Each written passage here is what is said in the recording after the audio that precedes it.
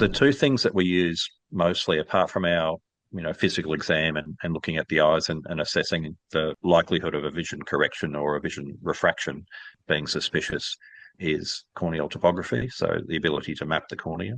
So the keratograph, the same machine that I use, that has got a big dry eye suite that allows us to look at the tear film in great detail.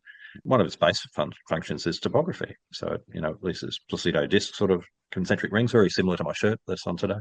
And those rings get projected onto the cornea, and then the image of reflection of those rings off the cornea is assessed, and then we get an interpretation of what shape that cornea is. Is it perfectly circular? Is it astigmatically squashed? Is it distorted in an ectatic way, which is what keratoconus is, where we've got a distortion in one particular point. The second major bit of technology we've got is OCT, which is a special type of scanning tool. And if we normally use that to look at macular degeneration, and we look at it to look for glaucoma and signs of change in the retina.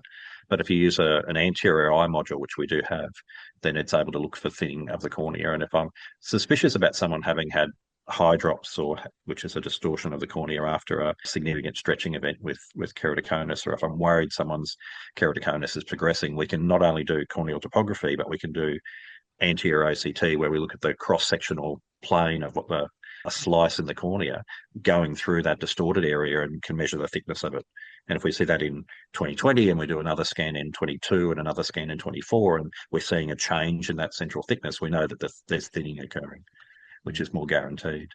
If you compare that to what the ophthalmologists have got, they've got the same sort of gear, but they've got a thing most commonly called a pentacam. And a pentacam is made by the same company, Oculus, that makes my keratograph.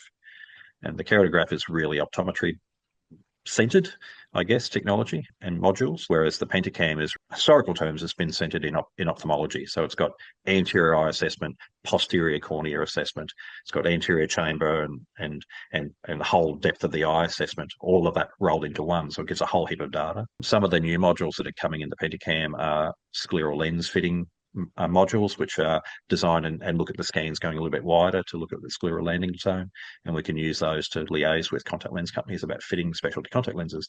So on my wish list of what I would love to buy, I'd love to go and buy a pentacam, but we're talking about $135,000, I think, for an optometry centered software equipment package, so it's getting up there in terms of dollars. Yeah. Compare that to my keratograph, which is like 35,000. That's 100K difference between the two. Keep buying those lottery tickets. Oh, mate, yeah, for sure.